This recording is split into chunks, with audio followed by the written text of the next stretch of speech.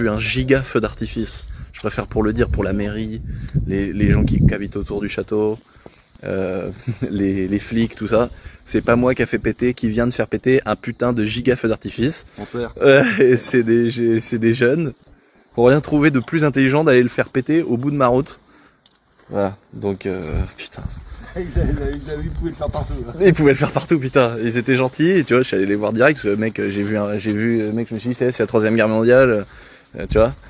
Mais ils sont super sympas, mais ils étaient super sympas, mais ils ont rien trouvé de mieux que d'aller au bout de mon champ pour les faire péter un feu d'artifice, quoi. Donc voilà. Donc en plus, le voisinage, si tu veux, on n'a pas le meilleur voisinage. Donc ils vont se dire forcément c'est Lucien qui est en train de tirer avec une mitraillette. Et donc non. En plus, il y a des vieux qui habitent au bout d'un champ là-bas, là, par chez moi. Il y a des vieux qui habitent là qui sont vraiment compliqués. Et ils ont rien trouvé de mieux que d'aller faire péter un giga feu d'artifice devant leur portail. En vrai, ça me fait rire parce que eux, ils ont dû se dire putain, c'est le youtubeur encore. Il est en train de tirer avec une mitraillette. Oh merde. Allez, normal. Putain. Putain, ils étaient super sympas en plus. Ils auraient dû me contacter, frère, à la limite. C'est des gamins du village, j'aurais préféré qu'ils le fassent dans mon champ. Et là, le truc, c'est qu'ils se rendent pas compte, en fait. Mais quand on a 18 ans ou 20 ans, on se rend pas compte quand on fait un truc. C'est pour ça, tu vois bien, je vais pas venir faire le vieux connard. Mais le truc, c'est qu'ils se rendent pas compte. Ils sont allés dans un champ d'un agriculteur qui est cultivé. Tu vois, déjà, les mecs, ils se lèvent à 4h du matin toute l'année. Si tu veux. Et là, tu vois bien, si tu commences à brûler 1 mètre carré du champ d'un agriculteur, que tu fais des traces de pas, tout ça. Le connard crédible, qui est crédible de faire ça dans le village, c'est qui? C'est qui le connard dans le village? C'est moi, frère. Tous les agriculteurs du village, quand il y a une moto, mec, qui est passé dans un champ, ils m'appellent. Ou ils viennent. Ouais, t'as fait de la moto. Non, j'ai pas fait de la moto dans ton champ, frère. J'ai 50 hectares, ça me suffit pour faire de la merde chez moi. Tu vois? Et tout le temps. Quand il y a un coup de frein à main qui est tiré sur la route ou un truc, c'est moi qui ai fait les traces de pneus, tu vois. Mais je suis un connard, je fais de la merde. Donc forcément, je suis pas crédible. C'est ça le problème. Putain. La dernière fois, j'ai mis une motte de terre sur la route. C'était l'affaire du village, frère. Tu vois? En passant avec mon buggy, tu sais, en passant en drift avec mon buggy, il y avait un espèce d'endroit où je m'en rendais pas compte parce que c'était gras à mort, j'ai mis de la terre sur la route. L'affaire du siècle, frère. L'affaire du siècle. Mec, franchement, c'est un truc de ouf. C'est pour ça que je suis content de m'être acheté un domaine comme ça, où j'ai pas de voisins. Tu vois? Où les voisins les plus proches sont loin, tu vois, quand même, c'est quand même vachement loin. Parce que qu'est-ce que c'est relou les voisins, frère. Et là, avec un tracteur, un truc, on passe, on met une motte de terre, mec, tu sais, on est des enculés de riches dans un château. Alors tu mets une motte de terre sur la route, ah mec, c'est le drame du siècle, tu vois. Tu vois, et puis il faut abattre, là, il y a un arbre, il y a 3 feuilles qui sont tombées là et tout. Oh, putain. Donc là, le feu d'artifice, frère, devant le portail des gens qui sont pas drôles en plus. C'est un mec qui habite à côté de chez moi qui ne supporte rien, frère. Tu vois, genre, il y a eu une motte de terre une fois, mais c'était l'affaire du village. Tu vois, je me suis dit, il va me tirer dessus, le mec. Et là, gros, eux, ils savent pas tout ça, tu vois, ils peuvent pas savoir, les pauvres. Eux, ils sont venus, il était minuit, ils ont dit, vas-y, on fait un feu d'artifice. Gros, ils ont été me poser les feux d'artifice devant la porte du mec qui me déteste. Genre, devant son portail. C'est genre à 10 mètres de sa maison. Mais gros... Et lui, il va péter les plombs, il va croire que c'est moi, il va venir. Ça se trouve, il est devant mon portail en train de démonter les vis du portail, là. Il est en train d'arriver, mec, avec un fusil de chasse 12. Putain. L'autre qui gueule tout le temps, là. Oh bah là, il doit être fou. Parce que, frère, c'est pas un feu d'artifice que t'achètes à Jiffy, là, mec, qu'ils ont fait péter. Là, ils ont fait un truc, je suis sorti, j'ai dit, on nous attaque avec des mitraillettes. Mec, j'étais prêt à sortir la R15 et tout, tu vois. Ouais, il y a une dame qui nous avait demandé si elle pouvait venir couper des branches et tout. Il y a une fleuriste aussi à qui on avait laissé des accès comme ça. Mais il y a une autre dame, une fois, elle est venue prendre des branches de sapin. Tu vois, elle me dit, bah, je fais des compositions pour chez elle, je sais pas trop ce qu'elle faisait. Elle nous avait demandé si elle pouvait venir prendre des trucs, tu vois.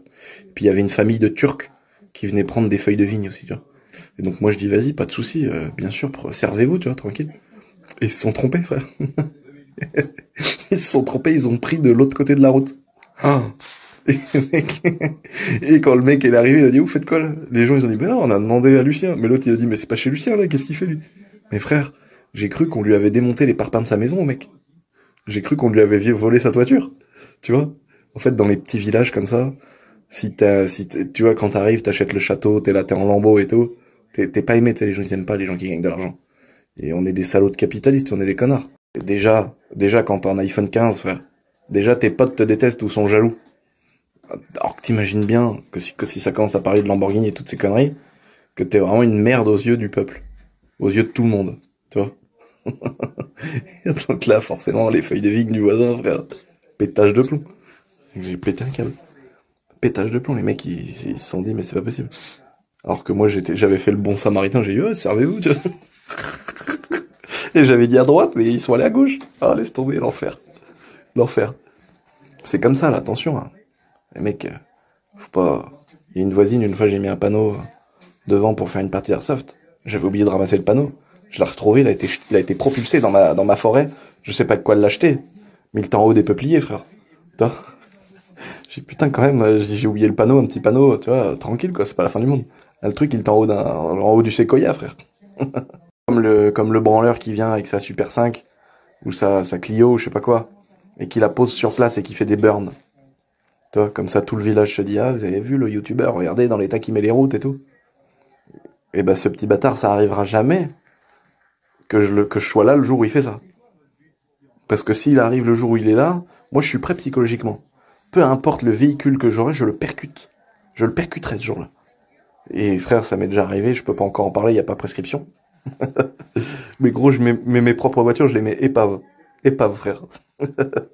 Et là, franchement, le bâtard, il se rend pas compte, mais que le maire, il passe, les flics, ils passent, les gens du village, ils passent, et tout le monde se dit, ah, vous avez vu, hein, regardez, ce salaud, tout le monde, hein, t'as vu, il fait de la merde, il fait des burns sur la route et tout.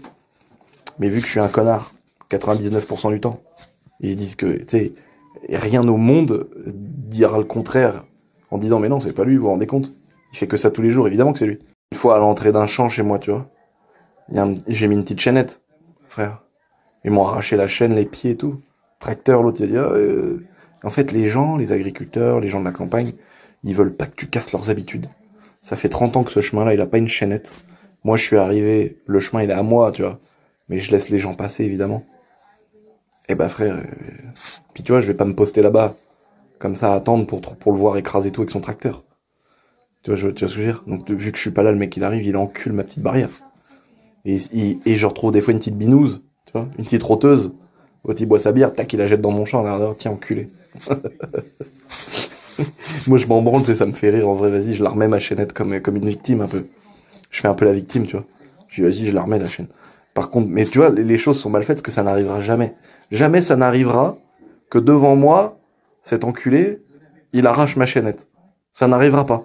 C'est le folklore de la campagne. Et j'avais peur. J'avais peur. Parce que j'avais cru à un moment donné arriver dans une campagne bien. Tu vois, enfin une campagne bien, mais qui avait perdu de son goût sympa, tu vois, de son goût exotique. Les chasseurs étaient gentils. Plus de problème avec les chasseurs. Les chasseurs, ils viennent me voir. Tenez monsieur, on a tiré un chevreuil, mais il est mort chez vous, donc on vous amène de la viande.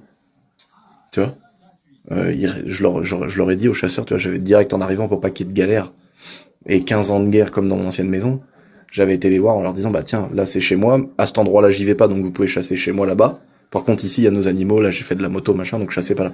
Ça se passe super bien, ils sont polis, on se dit bonjour et tout, frère. Les gens du village, si tu veux, je suis pas arrivé comme le délinquant d'avant, qui roulait à 200 TDS, qui faisait des courses-poursuites dans tous les sens. Je suis arrivé comme le mec qui avait de la thune en Lamborghini, tout ça.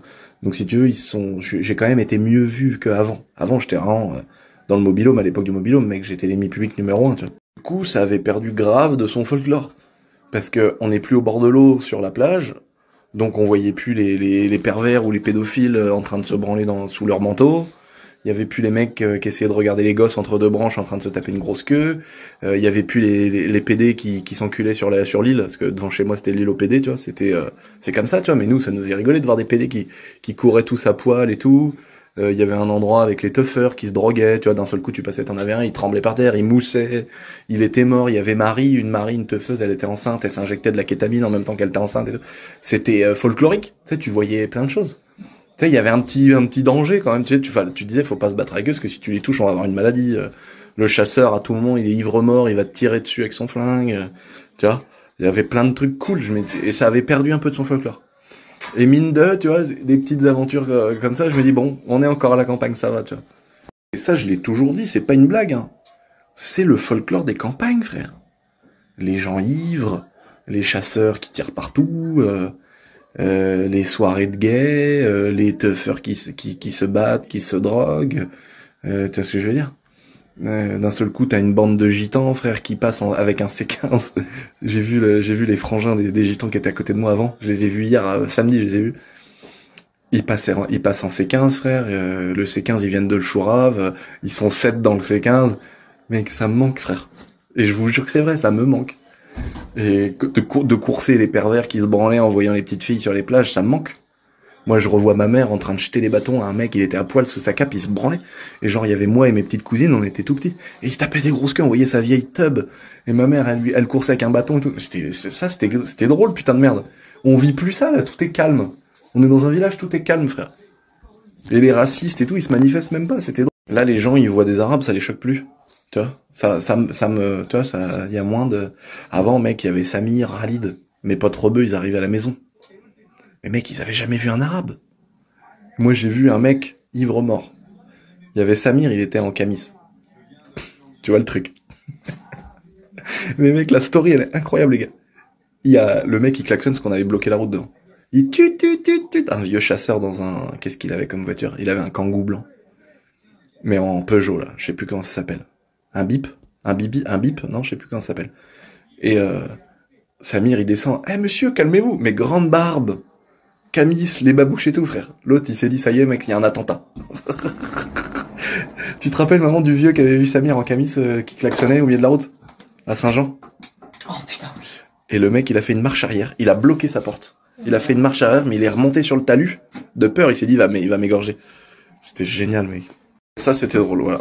Donc, ça a perdu un petit peu. Maintenant, de temps en temps, j'ai un coup de fil d'un paysan qui me dit, ouais, t'as fait de la moto dans mon champ. Je lui dis, non, ça va pas plus loin, tu vois. Je me suis fait courser une fois ici. On venait de débaucher du boulot. Et toute une bande de potes là qui bossent ici. On était quoi, une dizaine. On avait tous pris des dirts. Et on a été faire une balade sur la route, tu vois.